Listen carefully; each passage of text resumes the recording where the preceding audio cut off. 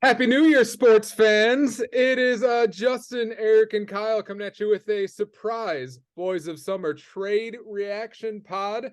On the podcast today, we have trade reactions, and we have some New Year's resolutions for all of our league members that I'm looking forward to at the end. Before we get started, Justin, Eric, what's new with you guys? Welcome to the pod.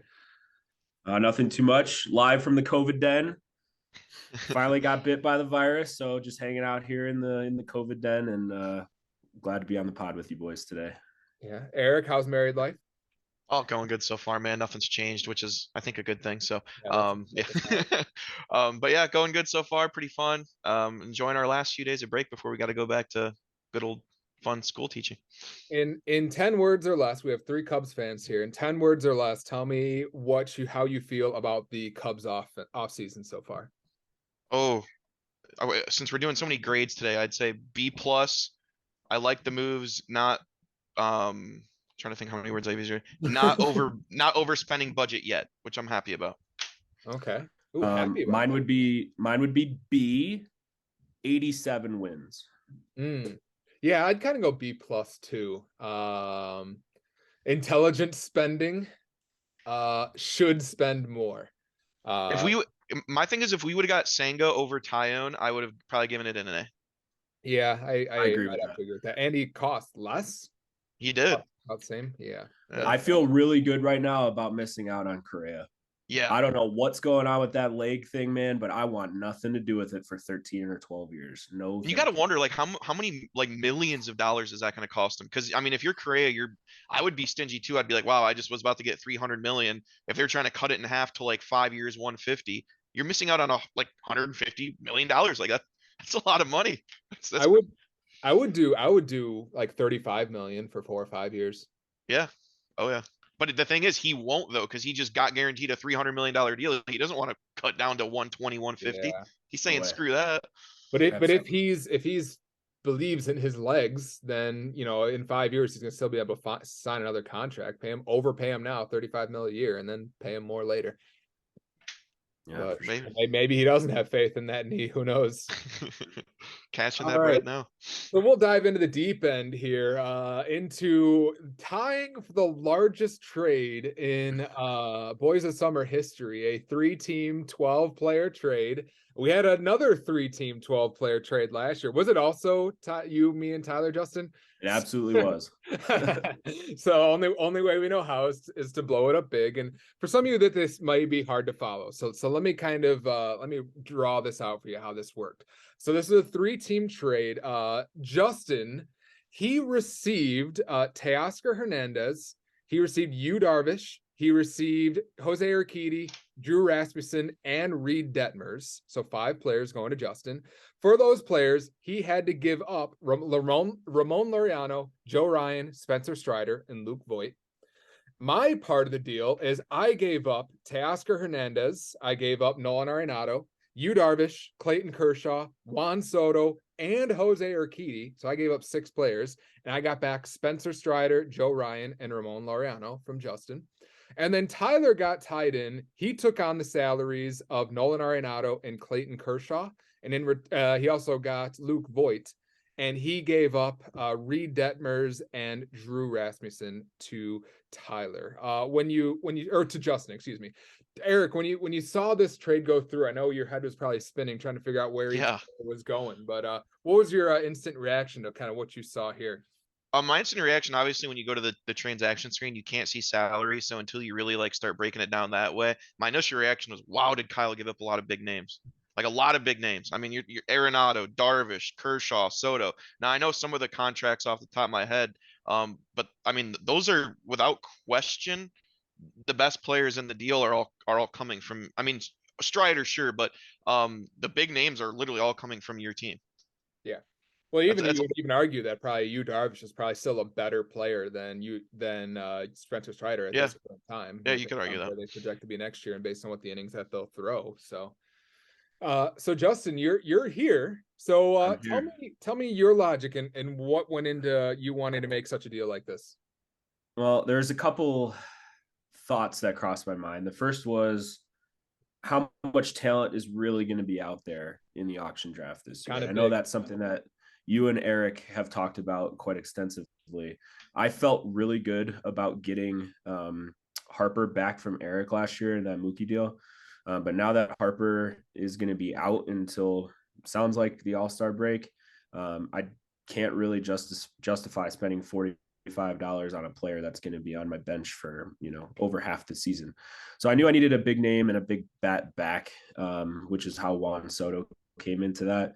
The toughest part for me was giving up Spencer Strider because I really like his stuff. I mean, he had 200 strikeouts in 150 innings last year. So, I mean, he just breezes into those. Problem is he's 23 years old. Is he going to be able to keep throwing those number of innings going forward? Are the Braves going to want to limit some of his darts if they want to try to continue to be World Series contenders? So then also thinking along the logic of what names are really going to be out there in the auction draft is I needed an ace, and Yu Darvish is that guy. Consistently been that guy for the last 10 years or whatever now. So being able to take on Yu Darvish and Juan Soto, yes, that's a lot of money. That's like $90 or so. But where else was I going to spend that $90 in the auction draft this year? It wasn't going to be on two proven talents like Juan Soto and Yu Darvish. So, and that's kind of what I was going to say too. Oscar Hernandez to you too. Well, yeah, and then you factor in Teoscar. I mean, that's awesome. Detmers, I mean, he's young. Is he really going to have much? I had Urquidy on my team for a minute last year. The WHIP and the ERA are less than desirable, but he's $6. I mean, if it's just a fourth or a fifth starter for $6, I mean, you can't really pass that up. So, What are you saying, Eric? I was going to say, I know Justin gave up a couple pitchers in Strider and Ryan, and if you look at Ryan's numbers, they were pretty good last year too. But I mean, it's not like he didn't scoop up three more, like you said, Darvish, Urquidy, Rasmussen, Detmers. These are all really solid guys, and I feel like if you can go into the draft not need if you're going into the draft needing less than three pitchers, I feel like you have to feel pretty confident. I think teams, again, kind of reminiscent of last year, that are scrambling and needing 4 or 5 guys in the draft, that's gonna be tough. It's gonna be real tough. Yeah, I mean, hitters is, and here I have pulled up, you guys can see on the screen here, the hitters that we know that are going to be available. Here are like based on projections, what the top hitters are going to be. Like none of these guys are even guaranteed to be in the top 50. Like, top 50 players, maybe like Michael Harris and Corbin Carroll, maybe they'll be a top 50 like hitter, offensive player. But I mean, these aren't really guys that are even taken in like the first 2-3 rounds, more than likely. So, you're not really getting that guaranteed floor from any of these guys. There are no. Does Harris go for more money than Mullins last year? I'd say probably yes. Yeah, I think so. I think he has more tools than Mullins. I mean, they're very similar players, but I think he has a much higher ceiling than Mullins does at this point. Right. Yeah, Well, I mean, look at the fourth name there. I mean, I don't know I don't know if these are ranked by like how they performed last year, but Christian Walker was a deadline pickup in May last year, and he's there right now as like the fourth name. I mean, that not that he had a bad year, but it just goes to show that's kind of crazy. That's pretty wild. Yeah, I mean, he had a pretty good stat line: 84 runs, 36 homers, 694 RBIs, and 327 on base percentage, no speed. I mean, yeah, I mean it's solid, but like that's like the fourth best guy that's projected to be available this year. So, I never know who's going to get dropped. It sounds like Justin, like Harper is going to be added to this list, but it's not like he's going to put up elite numbers in just 2-3 months of playing ball. So, like Justin, as you said, you kind of looked at it and be like, well, like, okay, sure, yeah, I can go into the auction with $150 to spend, but what am I going to spend it on? Because you can't put together an elite team of based on guys that are going to be available this year. It just can't be done. So that leads to me asking you a question, Kyle. Why give up all those names then? Well, to me, I still felt good about where I was at, and now we can kind of go into my side of the deal. In all honesty, I didn't really have plans to keep a single one of those players that I was giving up in the trade. I would not have kept Soto for 54. I was looking to move him, not really a secret. With Teoscar Hernandez moved to Seattle, getting out of the Toronto lineup and getting a negative park shift, I just didn't think that Teoscar is going to necessarily be worth that kind of money. I didn't think the ceiling would necessarily be there. Nolan Arenado for 34 or whatever he was, just not a huge fan of, or 36, I think it was. I just feel like I already have Devers at third base, and I didn't want to carry a second third baseman, and it's just kind of a steep salary that I need to address needs elsewhere. I probably would have kept Yu Darvish, but he just isn't a guy that I needed. And so I just felt very comfortable giving him up. And Clayton Kershaw, I think if you get 150 innings out of him, he'll be worth the $22 or whatever he is. But given, you can't really guarantee that, it's tough. You'll get elite production when he's healthy, a 2.2 ADRA and a He's 0.94 amazing. whip. Dude, I'll take 22. legend. If he gives me 22 starts a year, I would pay $20 for that. Yeah, I think I would too. But given my rotation of who I have, like I didn't really have room for these guys in my rotation. I mean, I have Sandy Alcantara, Kevin Gausman, Robbie Ray, Zach Wheeler, and Camilo Doval. I just didn't feel the need to spend another $30 on a pitcher. And so, Eric, I know you just traded Brandon Woodruff. We'll get to that in a sec. And, I mean, who wouldn't want Brandon Woodruff for $33? I certainly would like him. He's an asset. But to me, it's like, I never felt the need to take on that extra salary to bolster my pitching staff because I feel so kind of good about where I'm at the prices that I have these guys. And I felt like I have needs elsewhere. I'm going to need to add some speed to my offense. I'm going to need to add some better hitters. I'm going to need a first baseman. Maybe I'll be in the Bryce Harper sweepstakes come draft time. So I feel pretty confident about wanting to go into the draft with that money. And I think that honestly, I think that Spencer Strider is probably the single best contract we have in the league right now. If you look at all the different B contracts of all the players that were drafted last year, I mean, yeah, you got Austin Riley at a $6 C, but who's going to be a free agent next year. But of all the B players that have 2 years of eligibility left, I think Spencer Strider might be the best value. I think it's him and Nestor Cortez. So any opportunity to kind of get that asset for guys that I was kind of iffy about, that's going to save me a ton of money, I was kind of all for it. All right. So which brings us, we have analyzed Tyler's part of this. Looking back on it before we get in, I will look back on it a little bit when we kind of talk about our grades. Tyler's part of it was Tyler took on Nolan Arenado and Clayton Kershaw, and he gave up Drew Rasmussen and Reed Detmers. To me, it kind of felt like a no-brainer to him. I mean, he has the salary to spend. As we talk about, you're not going to find a Nolan Arenado or Clayton Kershaw in the draft. It's going to be a lot harder to this year. So to kind of take on those guys when you had the salary to burn, I think it makes a lot of sense. But how do you feel about him taking on those two players and giving up Rasmussen and Detmers, Eric? Yeah, I think it makes perfect sense. Like you said, I think you hit the nail on the head there. He had salary to eat, and getting Arenado and being able to get Kershaw, I think were really big gets, especially when we just talked about what guys are going to be available in the league. And we know how bad Tyler's team was last year with his roto standings being, I think he had less than like 25 points. So he really needed to get some big names in there, and able to give up some cheaper contracts in order to do so. And I think he still should have some money going into the draft to even improve further, but he needed to make some moves for sure. All right. Hopefully he doesn't draft 5 closers this year also. Yeah, That didn't help. We'll see about that. Grades. Eric, you want to do a grade for Justin, a grade for myself, and a grade for Tyler? I'll say A for Justin. I'll say B- for Kyle and B for Tyler. I'm gonna go A for Tyler just because I always blow so much smoke up Tyler's ass. I just love all the moves that he makes, even though it puts him at dead last. I don't know. I just always love his players and like his trades, and then it just always never works out. I don't know. But I think he did really well here. I think that Rasmussen and Detmers weren't even surefire keepers for him, and he got 2 guys that he's going to keep and that are going to contribute to his team. For Justin, I'm going to give Justin an A-. It's tough because like I view Strider so high that to give up that $2 B contract was tough, and he took on a lot of salary. But I think for him, it's going to be something that he got talent onto his roster that he didn't have another way to get that kind of talent onto his roster. And for me, looking back on it, I gave up a lot. I think I undervalued the value of some of these guys. I looked at guys like Tasker Hernandez and Nolan Arenado and Clayton Kershaw and even Juan Soto to some extent as guys that like I didn't think really had a lot of value. Because I didn't think that people would want to take on those salaries, but I think I was kind of wrong about that. I think that those guys held more value than I really believed that they did.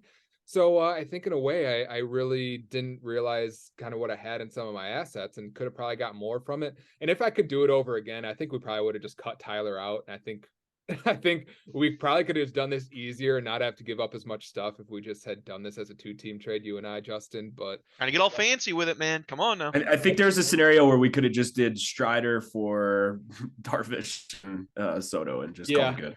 I think probably as well. I like Loriano for $1 and Joe Ryan. The big thing about Joe Ryan is his whip. Like he Absolutely. had a 2021, he had a .78 whip. Last year he had a 1.1 whip. And so I expect those numbers to kind of keep getting better as he keeps developing, good strikeout numbers, over a strikeout an inning, solid ERA. I think he's just kind of been solid. Unfortunately he's losing a Gold Glove shortstop, but hopefully he can keep pitching well. So yeah, overall, I think I'll give myself like a C+. I still like the deal. I still would probably do it again, but I think I probably could have milked some of those assets for some more value. All right, so that brings us to our second trade, which is a trade between Jay and Phil. Phil's been active this offseason, as he usually is, and Phil gave up Xander Bogaerts, and he got back Aaron Nola. Eric, what do you think about this move? I thought it was a fabulous move by Phil. I'm not even a huge Aaron Nola fan. First of many. Yeah, I'm not even a huge Aaron Nola fan, but I think, and we'll get into the Bogarts thing later. I don't think I love Bogarts. I wanted him on the Cubs. I like all that, but as a pure fantasy baseball player, I don't think he's worth $30. I don't know if he's I'm worth glad we're on 25. the same page. I thought you were going to disagree because usually we disagree on player values. But Yeah, I go don't ahead. think I don't know if he's worth 25. I don't know. I don't know exactly where I would value Xander Bogaerts. I'd feel a lot better if that contract was $20. I Yeah. would. I think 30. It's striking a big number there. And I think when you get Nola, when you see what the pitchers are available there, this is a guy you could put in your rotation, and you're getting 230 strikeouts. You're getting a respectable ERA. You're getting a pretty respectable WHIP. Playing on the Phillies, he's going to get quality starts / wins. So I'm taking Nola and a little bit of an upcharge in that contract over Bogarts. I think it's a great move by Phil. Yeah, I also think it was a great move by Phil because Phil, again, filled a need that he knew that he wasn't going to be able to fill. Like, I don't think that the value of Nola, like I don't think that Nola is a $42 player.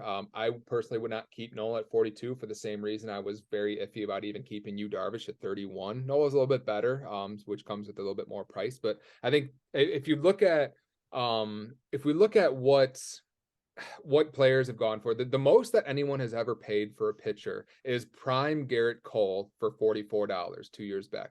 No one has ever paid more for a pitcher than that. So like if we think like the top pitchers will go for like 50, Aaron Nola would maybe be in that range of 42. But what kind of drives it up is the fact that with none of those guys available in the auction, none of those guys expected to be thrown back. Maybe Garrett Cole gets thrown back, but it's kind of unsure. It kind of drives these prices up because it's better to kind of have those guys locked into your lineup than to have to worry about, well, maybe they get thrown back, maybe they don't, maybe I'm not even the highest bidder, maybe I get outbid, and it throws off your whole draft strategy.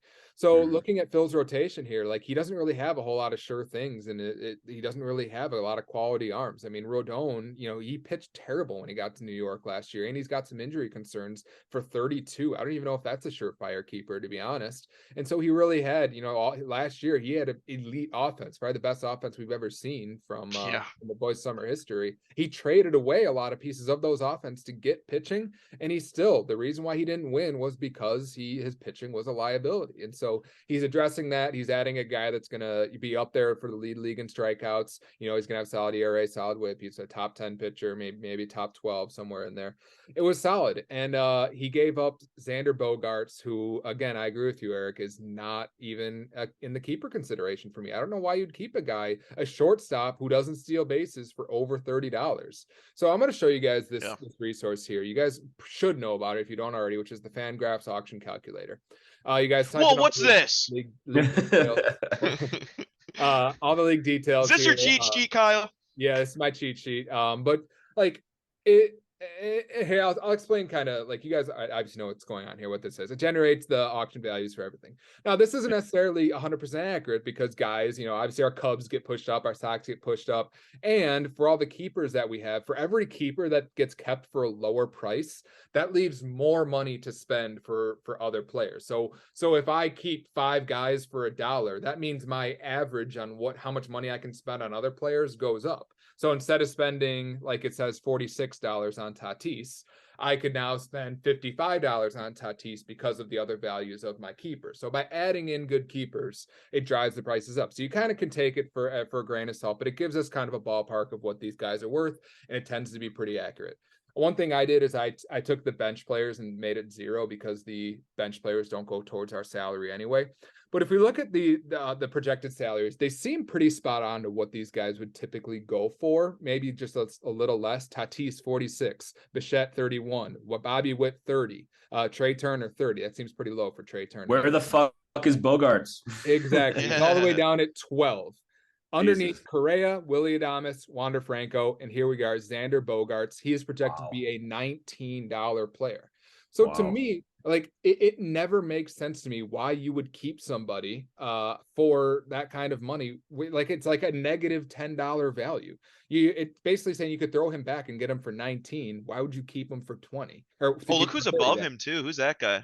Yeah, Wander. Wow. Wow. Not a huge fan. How about our Adames Franco conversation last year, and they're right next to each other? That's kind of cool. That's kind of cool. I think it's interesting that O'Neal Cruz is even above him too, and he's going to be into his that's sophomore kind of season shocking. now. They must be expecting a lot out of him with his 250 OBP. Yeah, the OBP exactly. brings it down, and when it's in parentheses, I think it kind of brings it down. As we can see, like Bobby Witt, parentheses kind of bring it down here, but there's the power speed combo. We know Neil Cruz could hit 40 home runs and steal 30 bags this year. He could basically be Ronald Acuna. Not saying he will, but out in the Allegheny. Yeah, the first bold take. So anyway, that's why this trade, I don't get why it really makes sense for Jay. Maybe he wasn't planning on keeping Nola and he planned on keeping Bogarts, but as we see in a little bit, he didn't keep Bogarts. He traded him, and we'll get to that in a little bit. So next we have Shane Bieber for Alex Verdugo. Eric, you were involved in this trade, so do we need to give grades for that? Yeah, we need to give grades for it. With that, I'm gonna give Phil, I'm gonna give him a B+, and I'm gonna give Jay, I have to give him a B+ as well. I was gonna give him a D, but considering what he turned Xander Bogaerts into, it would have been a D, but now it's a B+ again. So B+ is all around. Eric? There you go. I like that take. I didn't look at I didn't factor in the whole future trading of it because face value I would have given it a little bit less, but we'll get into that part later. So yeah, I'd say good trade for Phil. Like you said, I'm not a huge Nola fan at 42, but with what he brings and what Phil needed, I think that makes perfect sense. So Final grade? A- for Phil, C+ for Jay. All right, who's more off base? Who's more correct, Justin? I think I like Eric's approach better because you're looking at it in a vacuum and not the future move that was made. So I would take Eric's approach. All right. So next we have Eric, your trade of giving up Alex Verdugo. Alex Verdugo was an $11 player, and you got back Shane Bieber, who is a $45 player. In this deal, I give both of these players or both of these values an F. Eric and Krim, you guys both get an F, because I don't know why either one of these players should be kept. And so why even swap them? You're wasting your time. And I pray that both these players get kept, because that would just drive down the value of everybody else. Eric, the floor is yours. I wasn't keeping Verdugo, and I saw an ace in Bieber, and that was pretty much the brunt of that trade for me. I mean, it makes sense. Literally, that's the way I looked at it. I was like, hey, I know Woodruff, because I obviously had Woodruff and Bieber, and I've been floating them around, this and that. I knew not many people were going to take on Bieber, and more people were interested in Woodruff. As much as I was trying to change that, that wasn't going to happen. So I had to make the move on Woodruff, which we'll get into later. So I basically needed to keep an ace on my team because there's not aces in the draft. And I figured, hey, I'm going to hold on to Bieber, see what I can maybe get for him. If I keep him, I keep him. I do plan on keeping him because you're not finding a Shane Bieber in the draft. So yeah, I don't know why everyone was so against Shane Bieber last year. What was so wrong with his stat line? It's not his stat line, it's his price. What's so wrong? What's the difference between him and Nola outside of the strikeouts? I think the outside big of the strikeouts, the ERA. How many? Well, let's take a look at it. Go ahead, look at his stats. The biggest thing is that his velocity has decreased significantly. ERA way down. He's got a K in innings, so yeah, he's got 30 less Ks than Nola. Everything else is higher, right? More quality starts. Yeah, better ERA. What was Nola's ERA? Better whip. What was Nola's ERA? It was in the threes, I believe. Where is he? So literally, I'm missing 30 strikeouts for $3 more. Nola had a lower whip, right? I don't know. 1.96 whip. Nola's whip is lower. And a But 3.25. fractionally, yeah. And shoulder concerns for see, you Shane guys said Bieber. this all last year, and shoulder concerns. He had a good year. What's the shoulder concerns. concerns? And his velocity is down, and he's getting lit up more. His velocity's down. Okay, well, he still had a strikeout in inning, and he's 27 years old, so I'll take the shot at that one. But really, you're saying Nola. I know you said you probably wouldn't keep Nola either. I do know you said that. But when you're looking at Nola and Bieber, I don't think the differences are all that different. I really don't. I don't think they're significantly different. No, but You're getting a little bit higher strikeouts for Nola, a lower ERA with I'm Bieber. I'm actually gonna circle back to this trade a little bit when we talk about your All right. trade. And like I said, if we're just looking at this trade in general, I wasn't keeping Verdugo at $11. I think you can get him for $3 or $4. I think he's a very much utility, put him in your lineup when you need to put him in your lineup type of player. I liked Verdugo a lot when he got traded to the Sox. I thought he was going to be more than he was, and he wasn't. So that was an easy move for me. Yeah, I mean, obviously giving up Verdugo makes a lot of sense.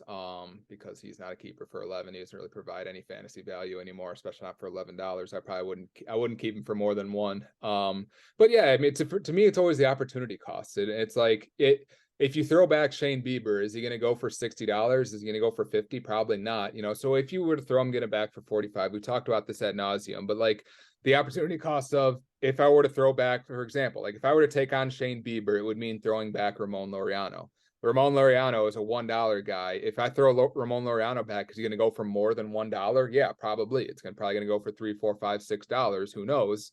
So it's going to cost, that'd be a net negative for me. But then for Shane Bieber, I could throw him back for 45 and probably get him for 45 or less. So, and I know we've argued about this before, debated about this, I should say. If I know I need Shane Bieber on my team, if I look at him as like a core piece of my team and I throw him back, I'm risking not getting him back. Not if you have the salary to go get them, because of the salary savings that you get by saving guys that are actual values. By saving a guy that's an actual value, like a $1 Ramon Laureano, then like you have money, that equity built up to be able. Bieber goes back in the draft. He's the best pitcher available, right? Yeah. Okay. I mean, is that debatable? He's the best pitcher available? That's not debatable. Okay. So if he's the best pitcher available and all these teams are good, you're going in with all this money that you plan on using and this and that. Who's to say you don't just drive up the price knowing that next year is going to be kind of the reset year? What's to say you don't spend 50 on him? Because if I'm driving up the price, why would I keep him? If I'm looking to keep him for next year, that's what I'm saying. You're not going to keep him, but you're keeping him out of someone else's hands because you have so much money to spend. I'm not going to pay $40 for Shane Bieber when I don't need him to drive up the price and then accidentally end up acquiring him when I have other needs on my team. See, I'm not into the game of putting him back into pretty much getting him at the same price and risking that. I just not. Well, especially if you have a tight budget, yeah.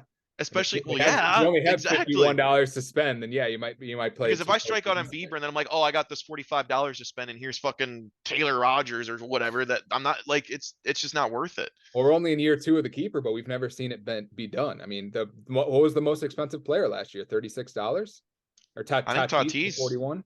Yeah. And that was reasonable. You didn't see Chad driving up the price on that just because he could. Well, we could argue reasonable. I know that was an interesting trade, but we also knew he wasn't going to play for half the year. So was it reasonable? Yeah. And he ended up not playing at all. Yeah. Hey, I still was able to get Nolan Arenado and Yu Darvish for him. That is true. All right, Justin, your final thoughts on this deal? I like it for Eric. I mean, I think if you have the opportunity to add an ace, you got to add an ace. I don't know that I would keep him for $45. I had him on my team once upon a time, but if you have the opportunity to add an ace for a guy that's not even worth $11, then I think you have to take it. Yeah, I think absolutely. All right. The newbie got his feet wet. Lincecum prematurely gave away Julio Urias, prized asset. Guys have been clamoring for him for years now, trying to get him off Corey's hands, and first order of business when Jordan, newbie, welcome to the boys of summer, took over the team was, I'm trading Julio Urias. And he got back Nestor Cortez and Brandon Marsh. To me, when I look at this, I don't love the deal for Jordan, not because the value wasn't like great. I think the value was fine. I didn't think he like lost the deal or anything. I just think that Julio Urias, he's a prize, like he's up there. He's maybe like a top 6 or 7 asset in the league when it comes to players and contracts. I mean, an ace for under $10. Urias, is he still under 10 or what is his salary now? I think he's 16. He's 16.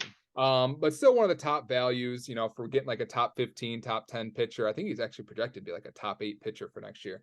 To get that for $16, what it opens up for you in the draft, I think is substantial. And I think that he probably could have, you know, floated him out there and maybe got some better values back. But upon talking to Jordan about it, he says, hey, Nestor Cortez, he is a $3 B contract. I am playing for 2024. He said, this roster is irredeemable. He's like, I cannot turn this cruise ship on a dime and turn this around for 2023. So I'm playing for 2024, man. And when I look at all the best pitcher values, I wanted the best pitcher value from a B contract that I can get. He saw that as nasty Nestor Cortez, and all power to him. So he did what he had to do to get Nestor Cortez, and he's trying to build this ship and turn the cruise ship around and build it for 2024 and be all in for that big free agency period. And so I think he mission accomplished it. But I think he gave up a little too much to get that done. Take it away, Justin. What do you think? Yeah, I mean, is there a worse going into this trade? Was there a worse roster in the league? Like, I really think that, you know, looking at it, this was the worst roster. So whatever he thinks he needs to do to get himself back on track, then the power to him. I agree with him. I'd be playing for 2024 also. I don't think there's much on this team right now that's going to put him anywhere near roto relevancy. Maybe he can steal some categories in a head-to-head weekly basis, but yeah, I mean, he could add Michael Harris, Christian Walker, and the top pitcher available, and it wouldn't help. He's still going to be like the number 12 or 13. He could spend $120 on those 3 players. It wouldn't help. No, it wouldn't help at all. Unless there's other deals being made, other people are looking to cut salary before going into the auction draft. Maybe he can acquire some talent that way. But I agree with him. If you have the opportunity to add a $3 Nestor Cortez, why not do it? I understand that Urias could be a top 8 pitcher, but they've also been saying that about him for the last 5 to 10 years. I feel like ever since the Cubs were in the NLCS that first year in 2015, since he's really been kind of pitching, or whatever that year that was, 16 or 17, he's the next number 1 pitcher in baseball. And yeah, he's been really good. You can look at his numbers right there, but he still hasn't thrown over 185 innings in a season. The Ks are there. I mean, future Cub. Don't talk bad about our future. High bar to say, well, he hasn't thrown over 185. When's he hit 200 innings? Where is a Garrett Cole 200 plus inning season? Where's a Yu Darvish 200 plus inning season? He is not a number 1 pitcher in baseball. I get that he's $16, but I'm saying if you can get back a $3 value for that, why would you not? I think 107 back-to-back years is pretty solid, especially when his but that's not ERA hasn't been above 3 for 2 years. That's not number 1 pitcher in baseball stats. Oh man. Okay, but I don't know if you're throwing a 2.16 ERA. Oh man, I don't know. I like the deal pitcher. for him. I don't know how we can argue it. This isn't a top 10 pitcher stat line. I don't know. I think he's good. I don't think Eric, he's is Julio Urias a top 10 pitcher? Huh? Without question. Yeah. Yep. He's good. He's good. He's not a number 1 pitcher in baseball. That's all I'm saying. I might be a little biased on this too, just because I have been following I'm a big prospect guy. I've been following, obviously, as Justin said, it feels like he's been a prospect for like 8 years now. But I mean, it's crazy to think he is only 25 years old. I believe he's younger than Dylan Cease, Michael Cope. I think he's younger than all those guys. But this guy's going to become a free agent at like 26, 27 years old. It's wow. Yeah. I mean, he's good. He's real good. What do you think of the trade then, Eric? And we have a minute before we end. I understand the perspective of looking at it from 2024. That's a really hard. I get it. I do, but I would take the track record of Urias over Nestor Cortez right now, and maybe trade Urias even a month into the season or 2 months into the season and try to get more value. I'm not saying Nestor Cortez is not a great value at $3, but there's always a little bit about me that worries, like, does he really repeat that success? Because Cortez, I believe, is like 28. He's not, or 27. He's not some young upshot guy that just got his mark last year. So I worry about the sophomore slump, if you will. Yeah, it's wild. He's 2 years older than Urias. Yeah. It's wild to think about. Yeah, I mean, I kind of agree. Like, I mean, if you just walk into the season, you take that salary savings you get with Urias, and then, use that salary savings, get get more players and get better players in the draft, then you flip those mid-season. I mean, how many guys that get injured that are going to be looking to, like, you know, if you're playing for 2024, guys that go off for the season, pitchers that have Tommy John, go and trade for those guys. Like Chad, who like a Tyler Glasnow type, you just go and trade. You can trade Urias for like Glasnow and then be really set up for some of those guys. And, you know, some of the prospects that break out that are on cheaper prices, you can kind of go there. But we're gonna have to stop right here, and we'll see you guys on the other side when we have to restart our recording.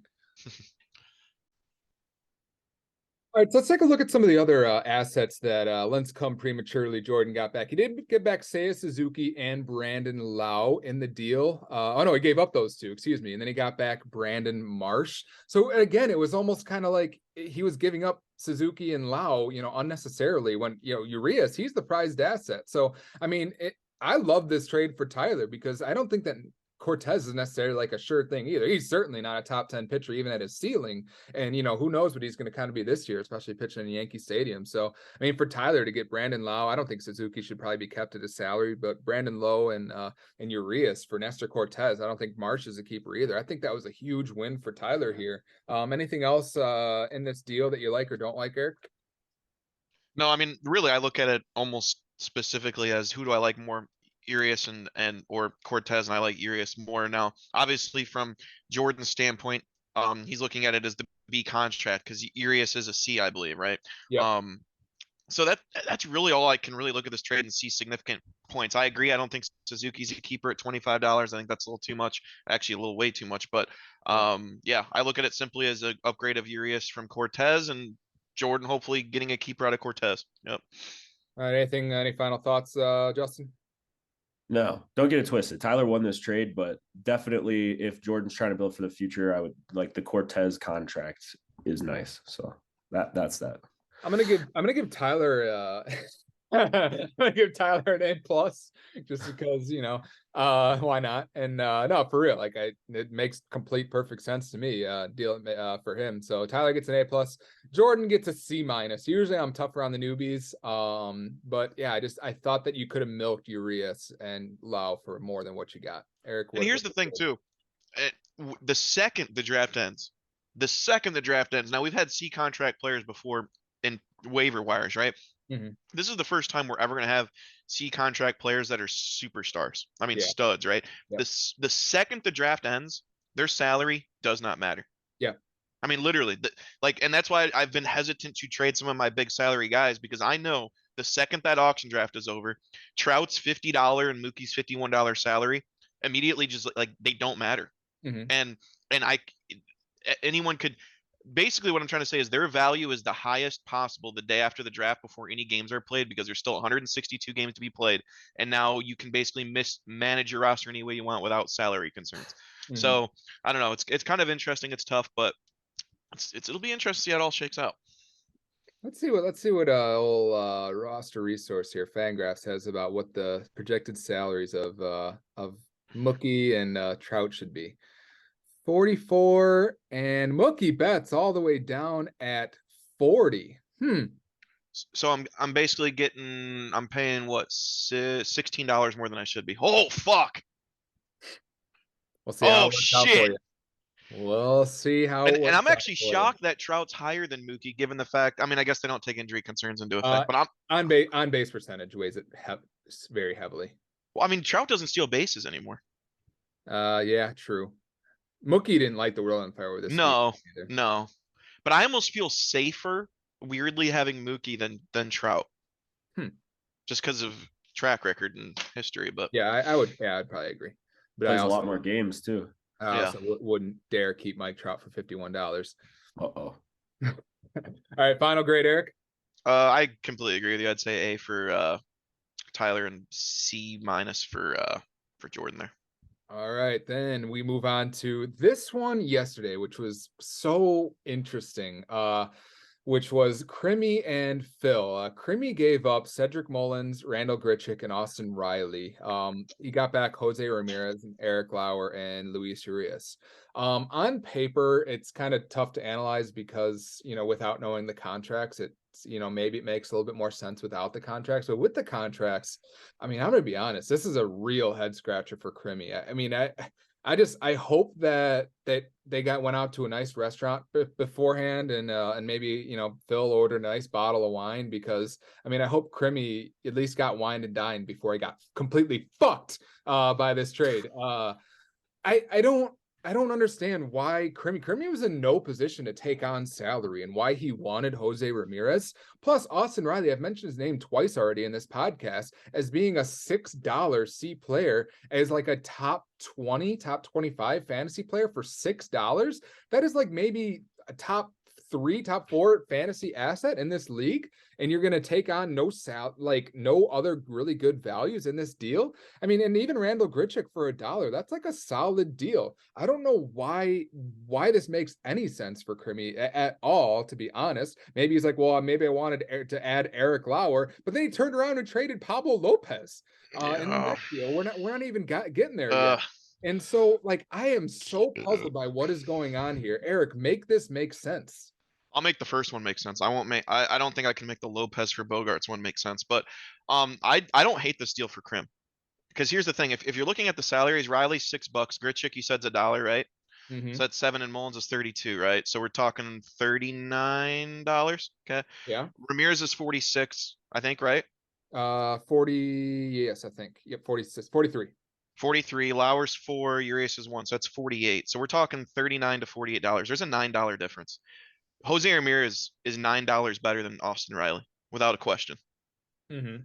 I mean, Jose Ramirez, I would argue, is a top 3 or 4 fantasy player easily. I mean, the dude, look, I think people don't remember, the guy steals bases. Yeah. I mean, the guy steals bases. So if you're just flat out saying, who would you rather have as a fantasy baseball player without taking contracts into account? I'm taking Jose Ramirez over Austin Riley 10 out of 10 times. It's not even a question. Agreed. He gets Eric Lauer, which I think is a very respectable $4 pitcher.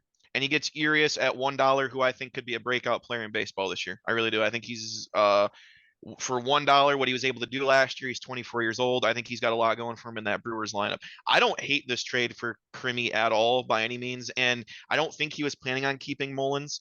I don't know what the fascination. That's kind of your flaw in the salary logic, is that you're adding Mullins' salary into there when you're doing, like what you said, it was 38 to 48 or 36 to 48. Right. Like, that's including Cedric Mullins' salary, but I don't think that Cedric Mullins is really keeping. So he's giving up $7 in salary between Riley and Grichuk, and taking on $50 in salary in these three. Yeah, but my thing is, what's the fast? And my thing is, I'm taking Grichuk almost completely out of the equation, because what I get, he's a $1 player, but what category is he really contributing in for you? I mean, really, there's been this weird fascination of Grichuk these last couple of years where, okay, so he had a couple of years where he had 80 RBIs. He had one fluke year, he had 30 home runs. His OBP's awful. Yeah, he doesn't steal bases. He doesn't score runs. So I don't know this fascination of a $1 Grichuk that's like, oh, what a great trade asset, because I think you could go into the draft and get him for $1 again. The fascination is he plays in Coors Field. And he played there last year, and his numbers didn't get any better. Yeah, he seemed to kind of not really play well last year. I don't really know why, but so the way I'm looking at it is, I'm looking at it as, yes, Krim took an uptick in salary. I guess you can argue a huge uptick in salary by getting Ramirez, but Ramirez, outside of maybe Julio Rodriguez and a couple other fantasy players that can kind of think off the top of my head, I don't think you get more value of a fantasy player in pure numbers than you get from Jose Ramirez. I mean, that is a 5. Yeah, certainly. He's a 5 There is not a single category that he is not helping your team in. Yeah. So, I'm going to bring in the aux calculator in this in a sec. But I think the thing about Grichuk is where the value comes from. It's hard to look at what he did last year and consider him a keeper. But you look at what he did in 2019. 2019, 31 homers and 80 RBIs playing for Toronto. You're like, okay, that's worth $1. OBP, dude. Hang on. In 2020, so that was 4 years ago. In 2020, he hit 12 home runs in 55 games. So prorated, that's about 30 home run pace. Technically, like 30. Here we go. Here comes the prorated. Last year, or in 2021, he played for Toronto, hit 22 homers. Not a great year, but still had 81 RBIs. Looks like he didn't play a full season, but not great. But then you go, okay, well, he's going to move to Coors now. I expect power numbers to increase, and they didn't. But I think you still kind of look at this and you maybe, I think you can pencil him in for 28 home runs. I think if he gets 500 at bats. He's done that one time. How can you pencil that in? Because, well, he's done it. He hit 31 one year. He basically hit a 35 home run pace in 2020, and now he's playing in Coors. I mean, okay, I to me in this trade, I almost like cross off Grichuk because I just feel like it's meaningless. Yeah. I can't really fault you for that. I mean, to each his own. But Kyle, would you have kept Grichuk for $1? I have better players that I would keep for $1, but I think Okay. a team like Lincecum prematurely certainly should. Sure. Yeah, and I don't. I'm I not agree saying with he's that. not a keeper for $1. I'm just saying I like agree in with terms of this trade where it's like, oh, he got great. Like it's almost like a non-factor for me. So my thing is like I'm all about like the value, the perceived value, as you guys know. So if we look at Yeah. the value of these third basemen and kind of what they project to be, Jose Ramirez is a projected $38 player. I think he's really closer to like a 50, maybe even like $55 player. You know, Eric, as you said, he contributes to every single category, even on base percentage, speed, and he plays a position of scarcity in third base. That's kind of hard to fill. So I think like Ramirez is about like a $50 player, I'd say, and who he has him for 43, I think we said. So that's like a $7 worth of value.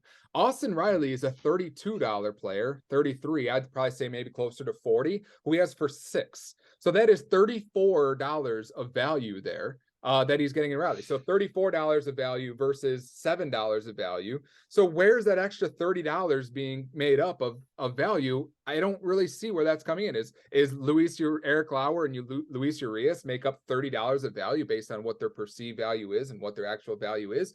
I don't think so. And I looked closer into Eric Lauer. I used pitcher list rankings because I like those guys and kind of think they really do the research on guys' stuff and their expected underlying stats and all that. They have Eric Lauer as the 96th pitcher going into next year, the 96th best pitcher.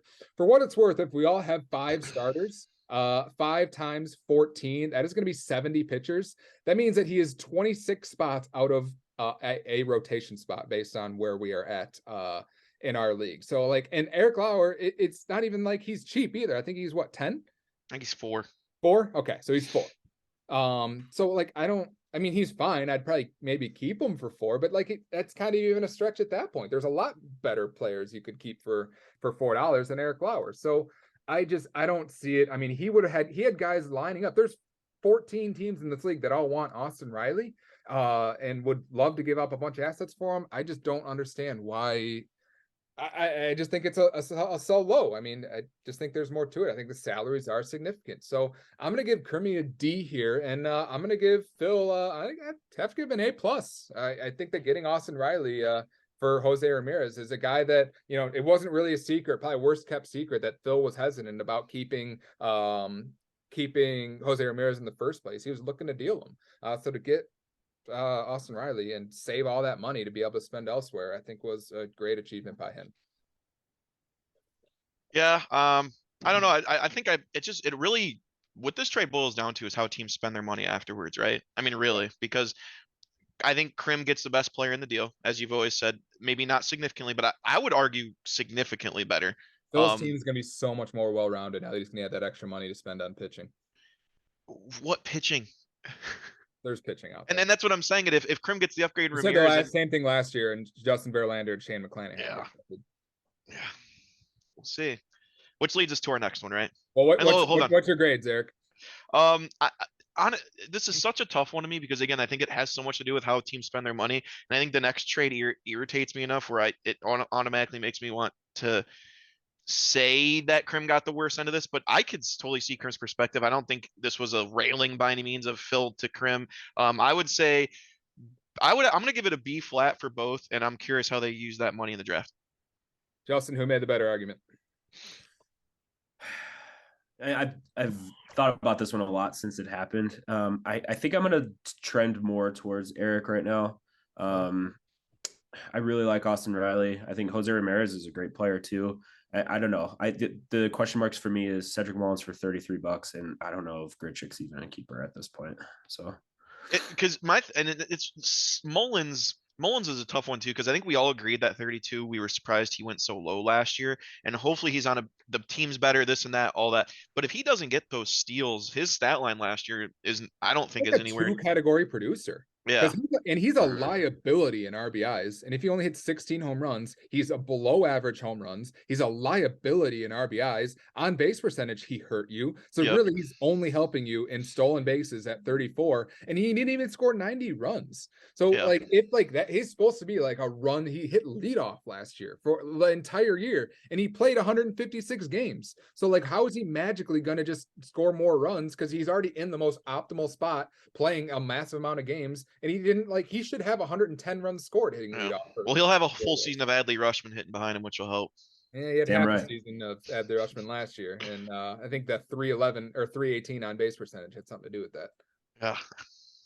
All right, Yuck. so Xander Bogaerts for Pablo Lopez, from Jay to Krim. Complete another just head scratcher. We talked ad nauseum already about Xander Bogaerts. I don't think that he should be kept, and yet Krim took on more salary in this deal to take on Xander Bogaerts to send out Pablo Lopez, who is a quality pitcher, for $13. So essentially, he took on a $4 Eric Lauer and said, "Oh, now my pitching set because I have Eric fucking Lauer. I'm just going to trade away Pablo Lopez to take on the salary of Xander Bogaerts." It makes zero sense at all. I don't understand what is going on here. I'm thanking you, Crimmy, for donating your $100 again, because with whatever you've done to your season this year, in this offseason, you're making it very difficult to make any return on your $100 investment. So thank you, Crimmy. I was a little bit worried about your squad, but now I am significantly less worried than I was before. Don't understand it. Eric, the floor is yours. Yeah, like I said, I don't need to break down the Bogarts thing again. I love Bogarts. I wanted him as a Cub, but in terms of pure fantasy value, like you said, he's really, I would argue, maybe a 2 category contributor between runs and on base percentage. Home runs he's fine in, RBIs he's fine in, but in terms of actually being like a plus in a category, you're not really getting a whole lot there. Won't Again, score kind runs of if they hit him like 5th or 6th in that lineup. right. Well, There's it no kind of reminds me, guarantee we had the same third. conversation about Correa a couple years ago. I think someone got him for like $9, and people were like, Mhm. "Whoa, Correa for 9!" And we looked at his numbers and we're like, "Well, as a fantasy player, he'll hit 20 home runs and 85 RBIs, but he's not a plus there." The Lopez one, I was high. I've been high on Lopez for the last few years. I know me and you both like our Marlins pitchers. I'm still kind of waiting for him to take that next step. In 2021, he obviously had that really good ERA, less innings, and we thought 2022 might be that step up. Kind of took a little bit of a shot back last year. Still respectable numbers. I still think he's worth $13 as a keeper. He's still young. He's still got that thing going for him. So I like him at $13. I don't like Bogarts at 30. And I think Krim's rotation could have been looking decently solid if he would have held on to Lopez. I just don't necessarily understand it. I would argue that Mullins at 32 is a better keeper than Bogarts at 30. And I know we just kind of trashed on Mullins, but I think there's a little bit more of a ceiling there for Mullins, and I think we kind of know what we're getting from Xander. Yeah, I mean, I think the thing about Pablo Lopez is, yeah, I like him as a player. I mean, there's maybe a little bit shoulder concerns, but I know you're not here for that, Eric. Yeah, I mean, I think last year was like the first time where you're like, okay, I'm gonna take the step, and he's the first time he threw 180 innings, which is a big achievement for him. He'd never thrown that many innings before, never really had the opportunity, and has battled some injuries. So he threw 180 innings, but as we see, what I was just looking into is that he did kind of wind down towards the end, and he gave up, like in September, he gave up 8 runs to the Mets, and then his kind of ERA kind of peaked towards the end, where like midway through the year when he got to like 150 inning mark, he was sitting here at like a 3.5 ERA, but I think he just kind of got exhausted towards the end, got a little fatigued. And as to be expected for a guy who was throwing 180 innings for the first time. So I think he's going to kind of build off that. He's going to kind of know what to expect a little bit more. And I think he'll be more solid next year and kind of continue to develop as a pitcher. So yeah, I mean, I think he's a keeper at 11. Is there any redeeming qualities about this trade for Kermie, Justin, or you agree with Eric and I? No, I agree. And I sit back and I think, and I'm like, what could Pablo Lopez and Austin Riley package together fetch, Krim? Yeah. Yeah. Maybe a return similar to like the Juan Soto, Yu Darvish type return. Yeah. And if that was the case, I think he'd be in a lot better spot right now. But he has Xander Bogaerts. I mean, Jose Ramirez is no slouch, obviously, but I mean, Xander Bogaerts for that is just like I don't know. Krim's lineup's going to be something interesting, that's for sure. Yeah. Yeah. And I guess you're banking on Xander Bogaerts being in that Padres lineup and scoring a lot of runs and having a lot of RBI opportunities. One of the worst ballparks in the league to hit in. That's also true. Also especially true. right-handed hitters because they're so close to sea level and the ballpark construction, all that makes it I hard. could see his numbers uptick a little bit though, being in that lineup, because that is gonna be deadly. They're gonna That's have to gonna be upgrade deadly. quite a few for a shortstop who doesn't steal bases to be worth $30.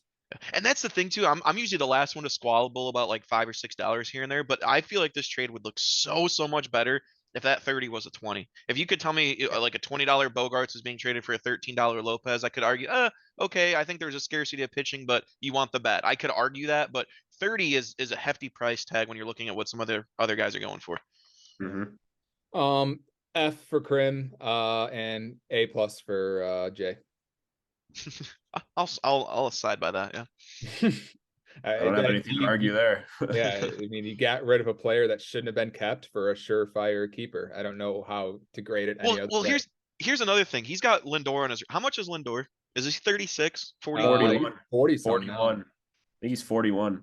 I think I would if I'm Krim, and obviously he's got salary issue. I would have kept Lopez and just kept Lindor over, right? I mean, Yeah. I'm not saying obviously you don't think Lindor is a keeper either, but if you look at the stat lines between Bogarts and Lindor, I feel like Lindor is a much more quality fantasy player than Bogarts. Justin, You know? can you do us a favor and add up Krim's current salary for his like 12 Yeah. keepers that he has? Yeah. He probably won't keep Is that just everybody in this lineup do right it now? without Wilson Contreras. He probably won't keep him. Okay.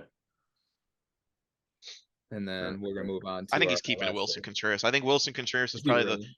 oh dude, out of all the free agents that signed this year, whose numbers probably go up the most from their new destination?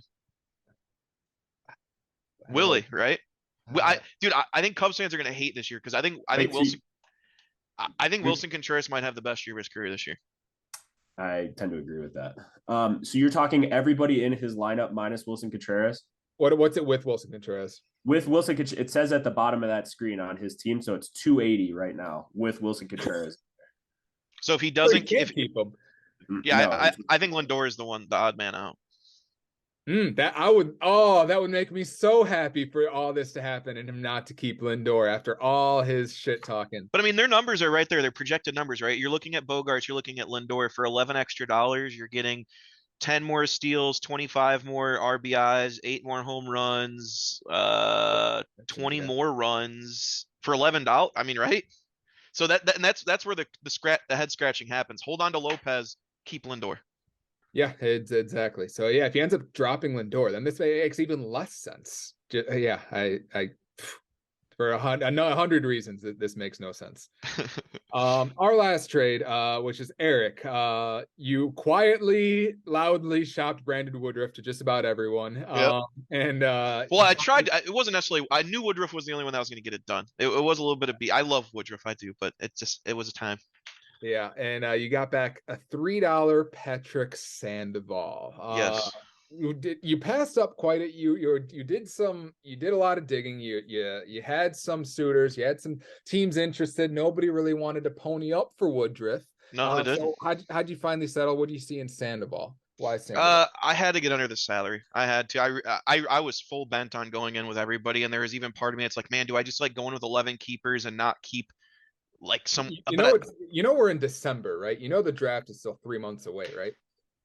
Yeah, well, come get him when you want him. Like you said, I asked everybody. No one wanted to make a move on it, right? So that's my thing. If you feel like it wasn't enough, then fuck, make a trade then. Yeah. What did I offer you, Kyle? What did I say for you? Robbie Ray. Robbie Ray. Yeah, right? I definitely had when I saw the trade go through. I had FOMO. I was like, God, I get this way, and I was like, God, I hate to see Brandon Woodruff because he's a definite keeper at 33. He's I completely agree with that. Top 10 pitcher. Love the salary. Like great. Like he's a great asset right now. And I'm like Patrick Sandoval. Like God, and I understand that the move had to be done, and I understand, but like. I still can't justify giving up like Robbie Ray for him. And I'm not like trying to say like Robbie Ray is like a stud, but like the extra $22 from going from Ray to Woodruff, I just couldn't. I didn't that's think totally like fine. Yeah. Yeah. And then like you said, I went around almost all the teams. I asked about the certain players that made sense for my team. And I pretty much made it very flat out. I was willing to take a downgrade from Woodruff to whomever to cut salary, and there was just no one really biting for that. As much people had interest in Woodruff, there wasn't necessarily those names that were like really, really. I would have even, and I really wanted it to be a pitcher for a pitcher, because there was part of me, it's like, oh, I could edit my lineup or get someone else in my lineup, but I knew the pitchers that were going to be there in the draft, and I knew that I had to keep pitching in there. I had to. Mhm. And Sandoval, I looked at his last 2 years. He's pitched 80 innings in 2021, I think, in 2022. Respectable ERA, about a K inning per guy. And I feel like for $3, he could potentially be a keeper next year, and it allowed me to get under the salary. I know I'm getting the worst player. I was expecting that whenever I made the trade, but no one else. There wasn't many other biters. Justin was close. Justin was close. I was all in, but Yeah. I think I don't know. I think Sandoval and I'll say Rasmussen was the person that you asked for me. Yeah. I don't think there's much of a drop off between Rasmussen and Sandoval, and that's $6 difference. Right. So I can't fault you for doing what you did. And I even tried to go at Chad. I said, hey, you need a superstar pitcher. Why don't I take a shot on a Flaherty or a Glasnow, and you take on the sure thing of Woodruff? And that still wasn't necessarily. And I'm like, I think that makes perfect sense. You know, they're coming Yeah. off injury. That makes too much sense. Right. You're upping your salary, but you're getting a sure thing. I'm taking a shot on an injured player that could be an ace, and that had no traction. I tried, but That's surprising. yeah. That gets my gears turning. That actually, that's fun. I like thinking about that deal. Yeah, I offered straight up. I said Flaherty or Glasnow for Woodruff straight up, and I couldn't quite get him to bite on it. I don't know how you turned that down, actually. Yeah. Interesting. I think I'd be more willing to do Flaherty than I would Glasnow at this point, but man, that's interesting. Yeah. Like I said, I tried, and I said, and I know, Kyle, like you said, there's 3 months left in the season. I wasn't necessarily in a rush to do it. There was part of me that just goes, you know what, I could just like not keep Bieber and just go in with some money, but I don't know. I wanted to get something for it. I didn't want to just completely go in with nothing. And the other thing I think thought of too was, if I would have given you Woodruff, then your rotation would have gotten even better. If we look at Jay's team, not that it's a bad team. Obviously, he's the reigning champ, right? Yeah, I believe. I still don't understand it. I still don't see it. But when you look at his pitching, he's got to fill out. Well, I know he got Lopez now. He's got to fill out a few pitchers now. And obviously, I made this trade. Did I make this trade before the Lopez trade? I can't remember. It was right at the same time. It was after. Okay, because it was like right at the same time. I don't even know if I saw the Lopez trade yet. Yeah. When I made that trade, Woodruff was the only pitcher he was keeping, basically, at that point. So Jay, as the reigning champ, now has to go in and completely fill out his rotation. Which I felt like I would rather give Woodruff to someone that needs to do that, rather than give it to because I tried with Peter too. We almost did Bassett for Woodruff straight up. So so I tried with Peter too, but he wasn't biting. But Jay's got to fill out his rotation. Peter does not. Kyle does not. I feel like if I would have given him to Woodruff, it would have just made the rich getting richer. Yeah, I just think that $33 needs to be spent elsewhere on Burns when I PV. Now look at Jay's team here. He has Garrett Cole in a position making us think that he's not going to keep Garrett Cole. Now we keep Eric. You keep saying, well, there's not any pitching available. There's no ace to be available. What if Garrett Cole ends up being available in the auction? Then your theory here kind of doesn't. How much does he go for though? That's the problem. I'm curious because we've never had an elite player in their prime, like yet in a non-keeper. Like we're going to have like the 3-year cycle next year where it's going to skew everything, but we've never had like a tier above the rest player like this kind of show up. You know, we have Michael Harris and Cedric Mullins have been our back-to-back 2 best players in the auction. I guess we had DeGrom last year, but he was hurt too. So like DeGrom and Tatis were both hurt to start the year. So yeah, I mean, does he go for 40s? Does he go for 50s? I'll tell you right now, in this same format, in the other league that I got this kind of format from, prime Johan Santana went for $66 one year. Wow, that's incredible. So, yeah, it was wild. But when everybody has money to spend and everybody needs the pitching, you got to pay for it. If I am Corey though, I'm not keeping Corey Seager, and I'd rather keep Cole. Right? Corey who? Jay? Corey Seager. Or Jay, sorry. I would rather keep Cole at 49 than Seager at 36.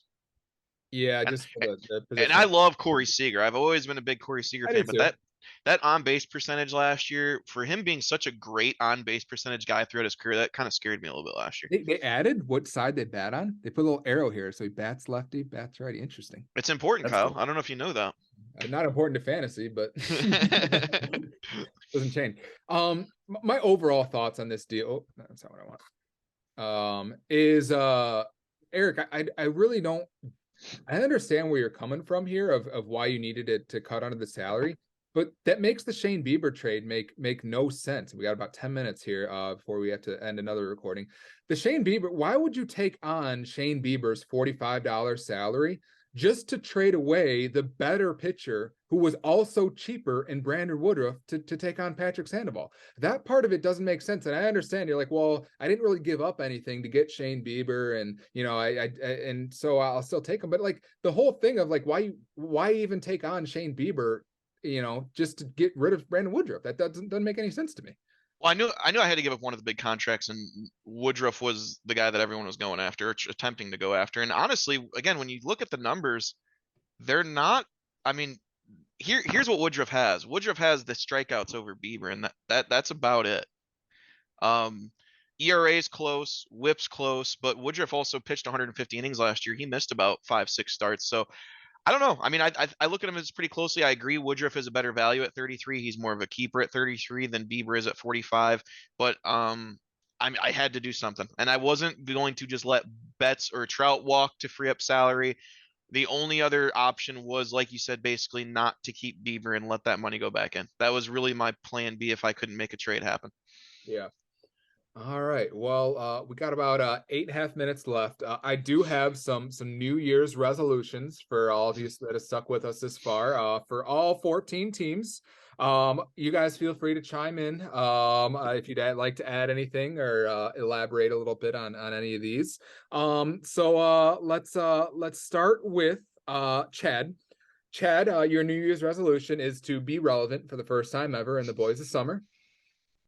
Anything to add there? Sounds about right. Yeah, we'll see when he's in June and he's selling again. We'll see what happens. He's got to get those prospects, man. He's got to get those young guys. Yeah, maybe Jared Kalinick will finally break out. Yeah. Bryce, I actually have 2 New Year's resolutions for you. My first New Year's resolution for you is to not sell your soul to Phil, as you have done about 2 years in a row now. My second New Year's resolution to you is to have a better plan going into your draft instead of spending $37 on Cabrian Hayes this year. Yeah, that was something else, wasn't it? Mine is look at your trades right now. Hey, okay. Interesting. Next we have Crimmy. Crimmy, your New Year's resolution is to only dial back the trading to about 10 trades per month, and I think that would be a big improvement for you, and hopefully we can kind of make some progress there. Crim's interesting because he does the same thing in fantasy football, and you know, it works here and there. He makes the playoffs and all that stuff, but I think he's just one of those guys that trades to trade because he likes to trade. I think sometimes that gets him too much, and we've seen it burn him in the past. We have. Yep. Next we have new Jordan H. Your New Year's resolution is to be better than Corey. Pretty low bar. But yeah, if you can be better than Corey, then that's a little progress there, because Corey left that team in complete shambles. Oof. Next, Chris. Chris, my New Year's resolution to you is to learn better coping mechanisms for the tiers that the White Sox bring you. I know you have a lot to say about Rick Hahn and the management there in Chicagoland, and so I just want you to maybe get the help that you need. Just so you know, we're here for you. If you ever need to talk, we're here for you. Hopefully, less tears are shed this year. Tyler, your New Year's resolution is to not break all-time records for lowest points scored in back-to-back years. Maybe up that bar, maybe 27 roto points this year would be a good improvement for you in the squad, and hopefully you can kind of get out of the basement a little bit. Would be a solid improvement for you. Anything you'd like to add to a couple of those? Don't go after 5 closers this year. Fill those roster spots out with something else that'll help you out a little bit. Next we have Jay. This is pretty clear. Back-to-back. The back-to-back is first off back-to-back, and got to put a second ring on one of those other fingers, and maybe double ring fingers, one on each hand for those rings. Justin, you got to get out of the rut, my man. I think your back-to-back 8th or 9th place finishes and back-to-back years. You're kind of stuck ironically, right where the Bulls have been for a while now, just stuck in that mediocrity, not too good, not too bad. Are we getting a new team name too? I'm excited to see if we get a new team name. Are you sticking with Troutfield, or are we getting something new? I don't know. I might have something new up my sleeve. We'll have There we to go. see. Breaking news. See. Dave. Good as gold. Yeah, there you go. Dave, spend less than half of your auction budget on Pirates players. Yeah. I think that would be a solid addition to not blow your money on Cabrian Hayes or Henry Davis or Whoever else they managed to put on the field. More than 2 Pirates right now. Peter, you're an accountant now. I think you need to appropriately value your players accordingly. I think your values are a little skewed. And I think that you need to come down to earth in some of these negotiations, pal. Your trade quota has not been met in the last year or so. So we'd like you to kind of come back down to earth, maybe make a few deals. It's okay. It's okay to lose one every now and again. I know those actuaries, they had to manage risk, and they don't want to, lose out. But sometimes you might have to throw somebody a bone. No, I'm just kidding. You don't have to throw anybody a bone, but we want you to make a few deals here and there. Eric, your New Year's resolution is to not save it all for the second half. Maybe right? The first half. Maybe try and actually be relevant for the first half of the season instead of just trying to make it a full-on sprint in the second half. Or you're just going to keep procrastinating. I guess so, man. If we're gonna have that conversation a third year in a row where you look at my team in late June, you're like, wow, your team just looks really good, but it's just not doing good. I swear, if I have to, I really hope I do not have to hear that again, because that's been rough these first couple years, and I always got to play catch up. Not fun. Then we have Eddie, New Year's resolution, maybe make a few trades here and there, maybe a few splash moves, a few transactions. And then last, my own New Year's resolution is to use my voodoo magic for good, not evil. And don't always try to, when you're entering a trade conversation, don't always immediately try to bend someone over. Is basically another way to phrase that. Hey, now, I have always your best interests in mind. Don't ever accuse me of anything else. I'm here to help you, and that's all there is to that. All right. Anything you guys would like to add before we head out of here? I will say this: another New Year's resolution for you, Kyle, is I hope your fantasy football team is garbage tomorrow. What? Oh yeah, in the keeper league. Yeah, I'm trying to go back to back. Let it happen. Thank you for the extra bulletin board material. My team no problem. really needed that to kind of push them over the top. So, and speaking of Jay, he's got a chance to get another ring tomorrow too. So it's going to be kind of interesting. We got a lot of stuff going on. It'll be fun. Be insufferable if he wins both rings. Oh, I know. And to think, for the first 4 years, he didn't know how to win anything. What's going on now? What would happen? Yeah, is he on the juice? What the fuck? Does he need to be tested for performance-enhancing drugs? We need something, I swear. Jeez. We have 2 minutes and 6 seconds to wax poetically about the Cubs offseason. Obviously, my wish, and I've said it very clearly, man, if it's somehow a possibility of Devers, I know I'm thinking about next year already, I would back up the Brinks truck. I would give up 100%. Devers or Ohtani, because I feel like I don't know what the connection is there. I don't know how does Ohtani, could he go for 500 million? Like, seriously. Well, what's his age? He'll be 28, I think, when he's a free agent, 28 or 29. And I think so. I don't know, because in order to get up to 500 million, you got to be 14 years? Yeah, I mean, is 400 million guaranteed for him? Yeah, I think so. It has to be. Right. And it's not only that, you're not paying like 330 for you're paying for Ohtani. Like that not only that sells tickets if you already didn't need to sell tickets. That's going to be insane. 36 mil a year for 14 years. That's what gets you to 500 million. I think that. Yeah, that's probably a barrier that might get crossed. We'll see. So what's your prediction on Cubs wins then, Kyle? I know we're 3 months away. Justin said 80. What'd you say? 85 wins or 87? 87. What's your early take, Kyle, on wins? I think that 79 wins. I think that the whole I get it, what their plan is, but I think the defense thing is looking a little overrated. I mean, they're going to have to score runs if they're going to win, because the pitching staff isn't that good, and our offense is crap. So I don't really see how we're going to be good yet. So we really need to kind of add to this, and I mean, it's unclear how we're going to really. Do the White Sox make the playoffs? Yes or no? The White Sox are going to be actually really good. I think that with a new manager, all the pieces are still there that made them good last 2 years ago. And like, they have a really good roster. Their pitching's good. Their lineup is solid. Like, they're going to be good. Like, just La Russa dragged them down. That's all. Yeah, I agree with that. I think Robert's going to hit probably 30 or 35 homers, and so is Eloy. Yeah, the division isn't very good either. There's no reason why they shouldn't win that division and run away with it. They're clearly the best team in that division. Clearly, yep, I agree. Yeah, the best team in Chicago, clearly. For now. Nothing that can go wrong with that statement. Nope. Have fun with that one, Chris.